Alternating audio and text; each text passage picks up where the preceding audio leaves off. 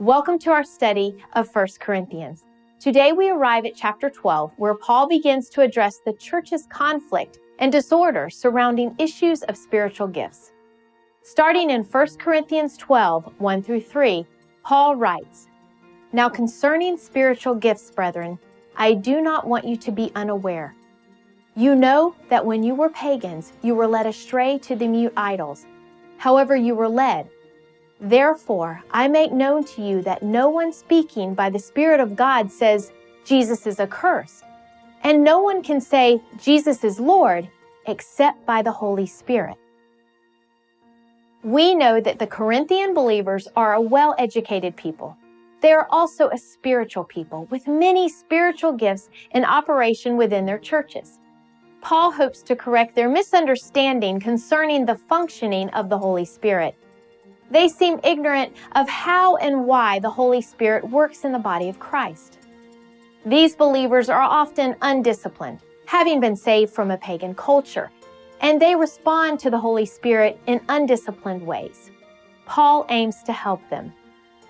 Paul says in 1 Corinthians 12, 4 through 6, "Now there are varieties of gifts, but the same Spirit. And there are varieties of ministries, and the same Lord. There are varieties of effects, but the same God who works all things in all persons. But to each one is given the manifestation of the Spirit for the common good." After detailing some of these gifts, Paul continues his unified vision of varied gifts in verse 11, saying, "But one and the same Spirit works all these things, distributing to each one individually, just as he wills. For even as the body is one, and yet has many members, and all the members of the body, though they are many, are one body, so also is Christ." The Holy Spirit does not give the same gifts to all the people in the local church. That means there are varieties of ministries in the church. Those gifts will all operate differently as they are used in different ministries. This diversity is important for meeting the many needs in the church and in the world. The spread of spiritual gifts helps to keep the church balanced and effective. Further, the Apostle Paul tells us not only about how the Holy Spirit functions, but he emphasizes two opposite principles. First, he will emphasize the principle of diversity. This means that if you have a Spirit-filled church where people are really led, filled, and gifted by the Holy Spirit, you should expect diversity in gifting. Unfortunately, what we find many times is the opposite. When some churches believe that they have a Spirit-filled church or that they have Spirit-filled people, they tell other people directly or indirectly, "If you're going to be spiritual, you have to be exactly like us." Or "This is what spirituality looks like." Supposed spiritual manifestations can easily become mimicky of those we deem spiritual rather than an actual free-flowing expression of being in step with the Holy Spirit. Well, Paul says in essence, please pay attention. This is so important. That is not the way the Spirit works. When the Spirit gives spiritual gifts to His people, He gives diversity of gifts. That means they will have a diversity of ministries. The Holy Spirit is also diverse in the way He anoints or energizes those ministries. Therefore, diversity, not uniformity, will characterize the Spirit-filled church. At the same time, however, Paul also emphasizes the principle of oneness. There will be an amazing unity and cohesion in a properly functioning Spirit-filled church. Now, how can you bring these two opposite principles together? Well, Paul brings these two positions together by using an inspired illustration. Paul says the church is like a human body. A human body is characterized by diversity. There is a difference between a hand and an ear and an eye and a nose and a foot. All the different members of the body are diverse. However, because all the diverse members of the human body are under the control of one head, all the diverse members function with a oneness or coordination that is beautiful. They are synchronized. Paul says that this is the way of the Holy Spirit. And that is the way a church is supposed to function. The church is supposed to function with diversity and oneness. Now let's make a few important observations as we consider this analogy of the church functioning like a healthy body. We have already emphasized that there should be a diversity of gifts and ministries, and that they all should be working together in unity. But also observe that there is a plurality of ministries in the church. When the Holy Spirit is functioning in a body of believers, He does not only use the pastor or one or two other gifted members. No, when the Holy Spirit is functioning in the local body, He gives gifts to every member. There is no ungifted Christian or a Christian who is part of the body of Christ who did not get any gifts when the gifts were given out. Every member of this body should be using their gifts, and the Holy Spirit is the source of their giftedness.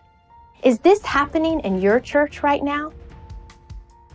Now also note that the body analogy means that there should be empathy between the individual members of the body. Empathy means to feel with another.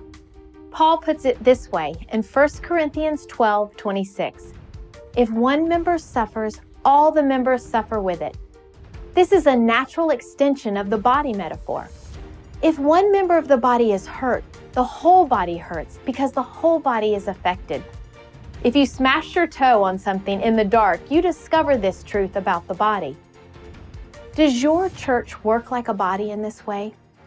Do you feel each other's burdens as if they were your own and support one another out of that empathy? One more observation we can make can be summed up with the word equality. Every member of this body is equally part of the body. This does not mean that every part of the body has its equal function, but that they are all equally valued in the sight of God and equally important for the overall health and growth of the church. Now, do the people in your church act like that? Does the culture of your church reflect that reality? Does your church function like a healthy body as depicted by Paul? Every local church can look like this as it grows in spiritual maturity. That is the Holy Spirit's purpose in gifting the members of the body with diverse and unifying spiritual gifts. When we return to Paul's discussion of spiritual gifts in 1 Corinthians 14, we find a lot of undisciplined people responding in an undisciplined way to the moving of the Holy Spirit.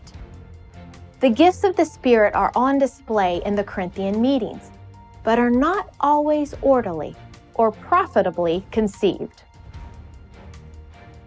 First, Paul confronts the overemphasizing of certain gifts in the body as if more expressive and unusual gifts like tongues are more spiritual and make the receiver spiritually superior to others with more practical gifts. Not only is this wrong-headed, but it will also harm the church in a variety of ways. First, it will lead to the division in the body as some are elevated over others.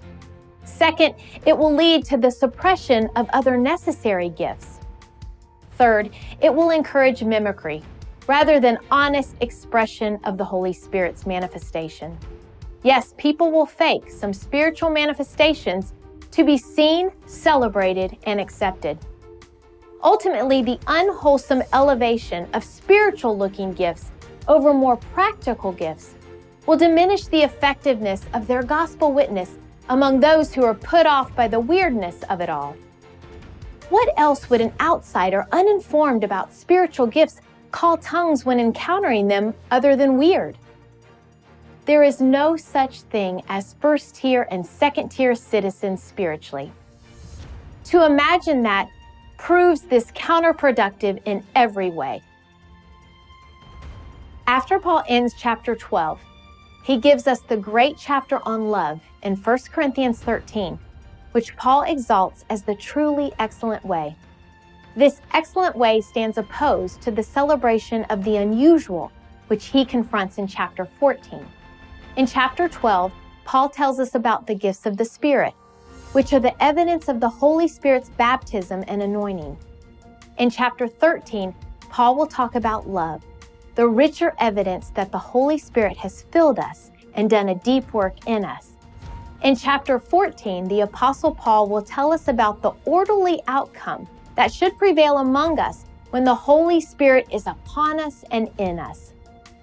What is the evidence that a body or a group of believers has the anointing of the Spirit upon them? Answer: an orderly outcome, outworking of spiritual gifts, leading to a growing, diverse community unified by love. Because the gift of tongues is inherently unusual, the Corinthians have elevated it to the top rank of spiritual gifts. What could be a better manifestation of spiritual power than something as strange as tongues? In 1 Corinthians 14:26, Paul asks, "What is the outcome then, brothers and sisters? When you assemble, each one has a psalm, has a teaching, has a revelation, has a tongue, has an interpretation. All things are to be done for edification." Paul is saying that they are disorderly and that it's hurting them. Paul is obviously dealing with a problematic use of tongues in chapter 14. He mentions tongues 16 times. He goes on in verses 27 through 28. "If anyone speaks in a tongue, it must be by 2 or at the most 3, and each one in turn, and one is to interpret. But if there is no interpreter, he is to keep silent in church and have him speak to himself and to God." Now, Paul doesn't have a problem with the gift of tongues. In fact, Paul says that he himself speaks in tongues more than anybody in the Corinthian church. Instead, he discourages speaking in tongues when the church is assembled in a large gathering, unless someone can interpret what is being said. Every gift has an arena for its exercise. The fixation of the Corinthians on the strange has created a circus-like environment that is harmful to all. So he lays down some ground rules for the exercising of the gift of tongues in the assembly and some serious warnings about the consequences for ignoring his advice. Paul emphasizes that all things should be done to edify, which means done to build up others. You must edify one another. The service is not to be a time for showcasing superior spirituality. Rather, it's meant for the hard work of building up the body of believers to be successful in their personal transformation into the likeness of Christ, and to be more effective in the ministry of discipleship and winning the lost. As we close, remember, if you have a Spirit-filled church, you will have a church with unity, diversity, plurality, empathy, and mutual edification, a congregation functioning like a healthy body with Christ as the head. This demonstrates the reality that the invisible Holy Spirit is influencing the function and mission of your church. Is your church like this? It should be and can be if you will do your part by personally growing the spiritual maturity of Christ-likeness.